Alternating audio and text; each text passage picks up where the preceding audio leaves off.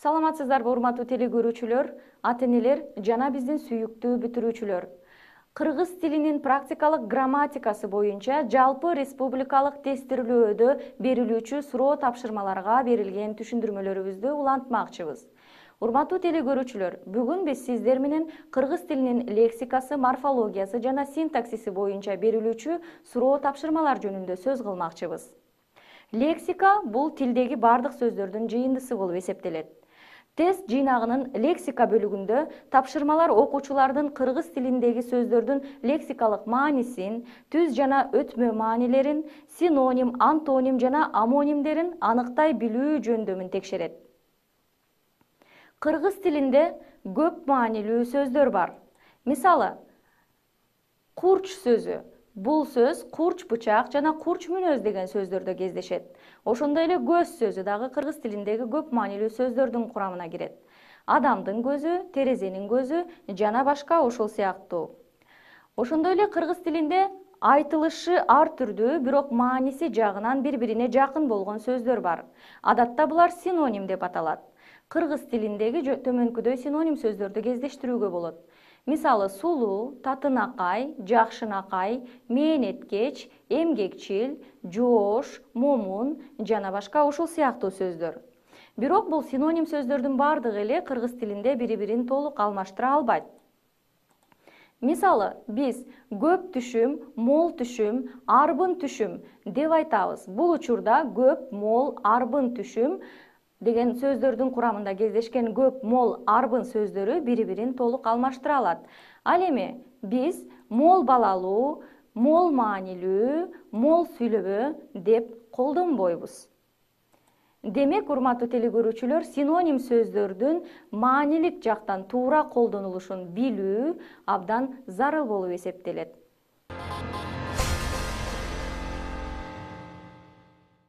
Жалпы тестирлөөдө сөздөрдүн жакын маанилери менен катар эле карама-каршы маанилерин текшерүүчү дагы суроолор бар.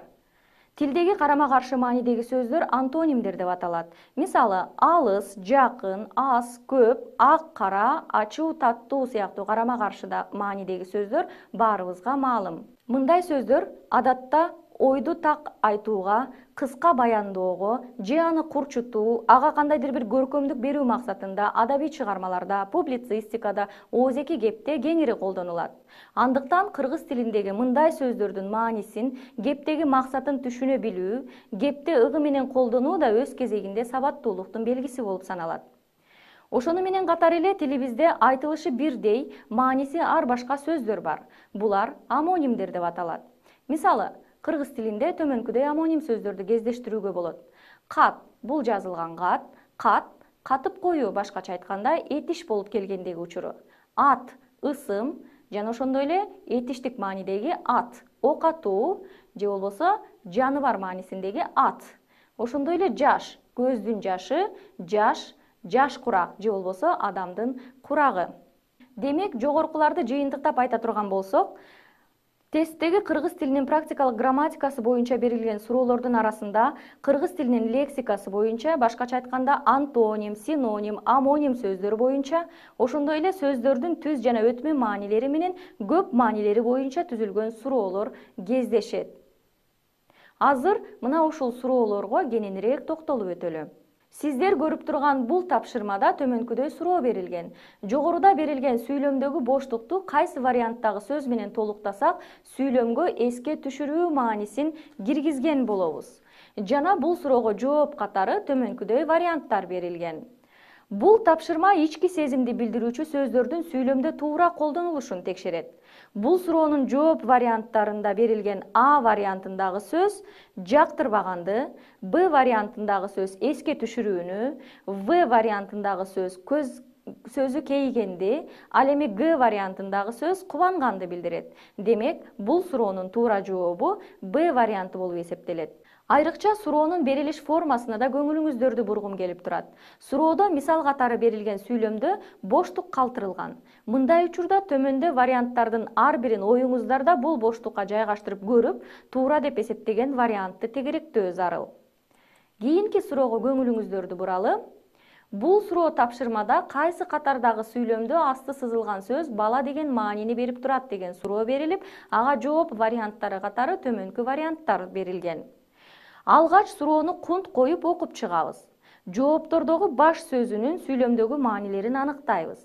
А жана Б варианттарында баш сөзү жетекчи, башчы маанилеринде колдонулган болсо, Б вариантындагы сөз кийинки сөз менен айкашып келип тил албоо деген маанини билдирет. Бул учурда суроонун туура жообу В варианты болуп саналат. Байкасаңыздар, бул суроонун формасы жогорудагы суроодон айырмаланып турат.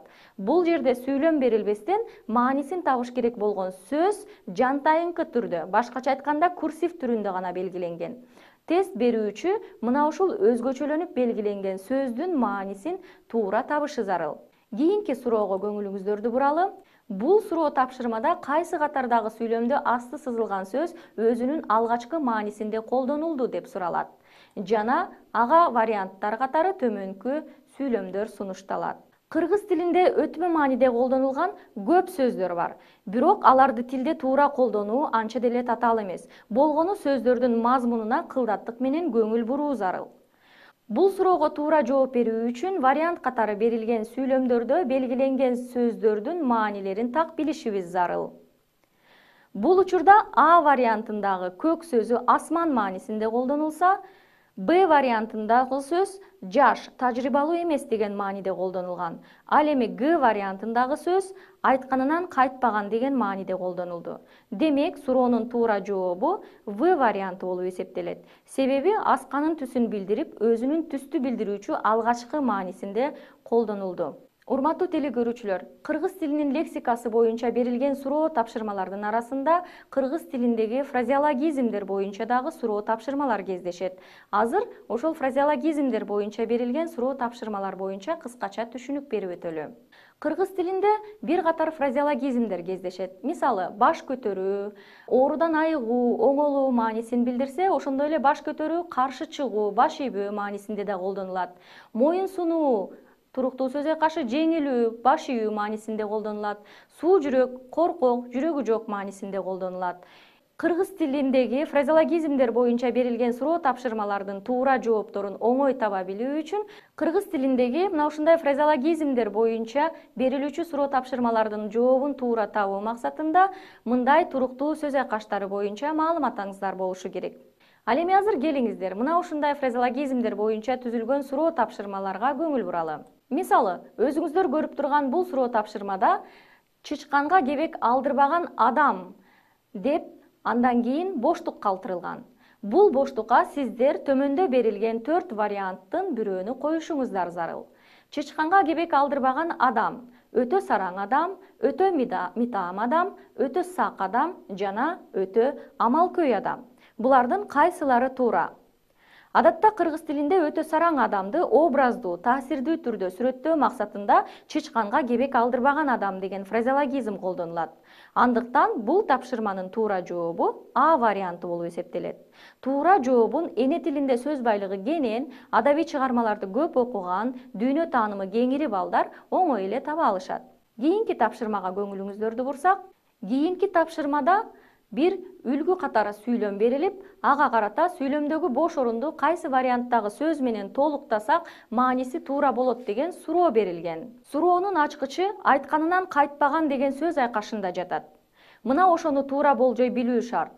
Бул сөз кайсы учурда жана кандай адамдарга карата колдонула тургандыгын билген абитуриент бул суроонун жообун тез эле туура таба алат. А варианты түн, Б варианты кежир, В варианты жоош, Г варианты митаам.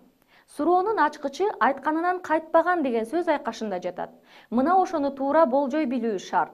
Бул сөз кайсы учурда жана кандай адамдарга карата колдонула тургандыгын билген абитуриент бул суроонун жообун тез эле туура таба алат. Ал эми бул суроонун туура жообу Б варианты болуп эсептелет. Башкача айтканда, айтканынан кайтпаган кежир адам.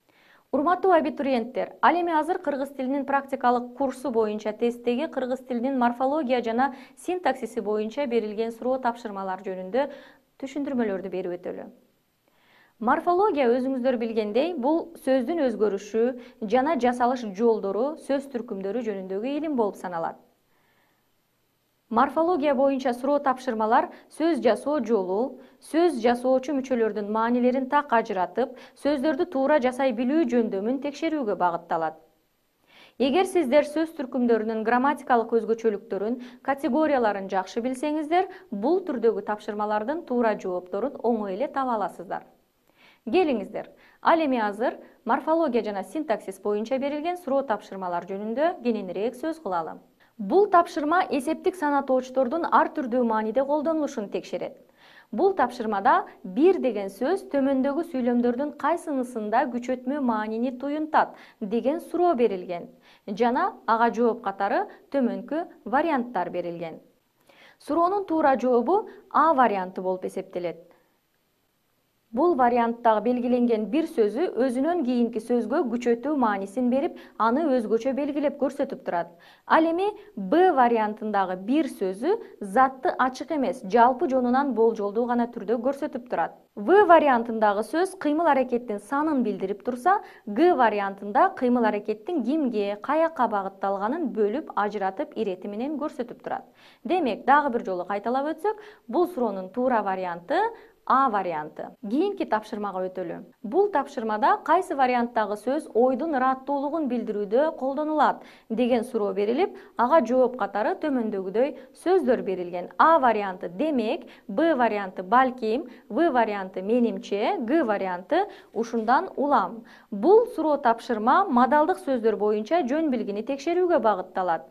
А варианты сүйлөмдө айтылган ойду жыйынтыктоо, натыйжа чыгаруу максатында колдонулса, Б варианты сүйлөмдөгү ойдун болжолдуу, күмөндүү экендигин билдирип турат. Ал эми В варианты ойдун кимге тиешелүүлүгүн баса белгилейт. Демек, бул суроонун туура жообу ушундан улам. Тактап айтканда, Г варианты болуп эсептелет. Анткени алдыда айтылган ойду кийинки сүйлөмдө улантып, айтылган ойго ыраттуулук берүү үчүн колдонулат. Кийинки суроо тапшырмада ойно деген сөзү берилип, ага карата жогоруда берилген сөз кайсы мүчөнүн жардамы менен жасалган деген суроо берилген. Жана төмөнкү варианттардагы мүчөлөрдүн варианттары берилет. Эгер сиздер кыргыз тилинде сөздөрдүн жасалышы боюнча маалыматыңыз болсо, анда жаңы сөз жасоодо сөз жасоочу мүчөлөрдү туура колдоно билесиз. Демек, бул тапшырманын жообун оңой эле таба аласыздар. Тапшырмага жооп катары берилген А, Б жана В варианттары туура эмес. Анткени кыргыз тилинде мындай сөз жасоочу мүчөлөр жок. Ал эми туура жообу Г варианты, ла мүчөсү. Бул мүчө зат атоочтон этиш жасоочу мүчө болуп эсептелет жана аны оюн зат атоочуна жалгап, ойно деген этишти жасадык. Сөз жасоо боюнча мындай маалыматтар мектеп программасында окутулат. Жана мектептин окуу китептеринде бул боюнча бардык маалыматтар берилген. Урматтуу абитуриенттер, ал эми азыр кыргыз тилинин синтаксиси боюнча берилүүчү суроо тапшырмаларга өтөлү. Кыргыз тилинин синтаксиси сөз айкашы жана сүйлөм деген эки бөлүктөн турат. Бул тестте сөз айкашы жана сүйлөм боюнча жөн билгини талап кылган суроо тапшырмалар берилет. Мисалы, кайсы варианттагы алды сызылган сөз сүйлөмгө мүчө боло албайт деген суроо берилип, бул суроого жооп катары төмөндөгүдөй сүйлөмдөр берилген. Бул суроонун туура жообун табуу үчүн окуучу сүйлөм мүчөлөрүн, алардын милдетин аткара ала турган жана аткара албай турган сөздөрдү билип, жана аны туура колдоно алышы керек. Суроонун А вариантында белгиленген сөз ээлик милдет аткарып, сүйлөмдүн баш мүчөсүнүн кызматын аткарса, В вариантындагы сөз баяндоочтук милдетти аткарып турат. Ал эми Г вариантында белгиленген сөз аныктоочтук милдет аткарат. Ал эми берилген бул жооп варианттарынын ичинен Б вариантындагы белгиленген сөз каратма сөз катары айтылып, сүйлөмгө мүчө боло албайт жана бул суроонун туура жообу болуп эсептелет. Кийинки тапшырмада кайсы варианттагы сүйлөмдө асты сызылган сөз кыймыл-аракеттин кандайдыр бир максатта аткарылгандыгын көрсөтүп турат деген суроо берилип, ага вариант катары 4 варианттагы сүйлөм берилген. Абитуриент бул суроого жооп берүүдө дал ушул белгиленген сөздөрдүн сүйлөм курамында берген маанисине өтө кылдаттык менен көңүл бурушу зарыл. Тапшырманын жооптору катары берилген бул варианттагы сүйлөмдөрдүн бардыгында биринчи деген иреттик санатооч кездешет. Бирок бул сөз Б вариантында гана болуу үчүн деген сөз айкашы менен бирге кыймыл-аракеттин максатын билдирип турат. Ал эми калган А, В жана Г варианттары туура эмес жооп болуп эсептелет. Урматтуу абитуриенттер, Азыр дагы ушул кыргыз тилинин синтаксиси боюнча бир башкача формада түзүлгөн дагы бир суроого көңүлүңүздөрдү бургум келип турат. Бул суроо тапшырмага көңүл бурсаңыздар, туура жооп 2 сүйлөмдө катылган. Абитуриент белгиленген сөздөрдүн кайсы варианттагы сүйлөмдөрдө бирдей кызмат аткара тургандыгын табышы зарыл. Мисалы, бул тапшырмада төмөндөгү асты сызылган сөздөрдүн кайсылары сүйлөмдө бирдей кызмат аткарат деген суроо берилип, андан кийин 4 сүйлөм берилген. Биринчи, экинчи, үчүнчү жана 4-чү. Жана бул жогоруда берилген суроого жооп катары төмөнкүдөй 4 вариант сунушталат. Биринчи жана экинчи сүйлөм, экинчи жана үчүнчү сүйлөм, үчүнчү жана 4-чү сүйлөм, биринчи жана 3-чү сүйлөм. Бул суроо тапшырмадагы берилген биринчи сүйлөмдө белгиленген сөз толуктоочтук милдет аткарып турат. Экинчи сүйлөмдө белгиленген сөз сынатооч жана ал аныктоочтук милдетти аткарып турат. Үчүнчү сүйлөмдө белгиленген сөз да толуктоочтук милдетти аткарып турат. Ал эми 4-чү сүйлөмдө белгиленген сөз сакал зат атоочунан жасалган сынатооч баяндоочтук милдетти аткарып турат. Андыктан бул суроо тапшырманын туура жообу биринчи жана экинчи сүйлөм. Урматтуу телекөрүүчүлөр, мына ушуну менен кыргыз тилинин практикалык грамматикасы боюнча берилүүчү түшүндүрмөлөрүбүздү аяктайбыз. Саламатта болуңуздар.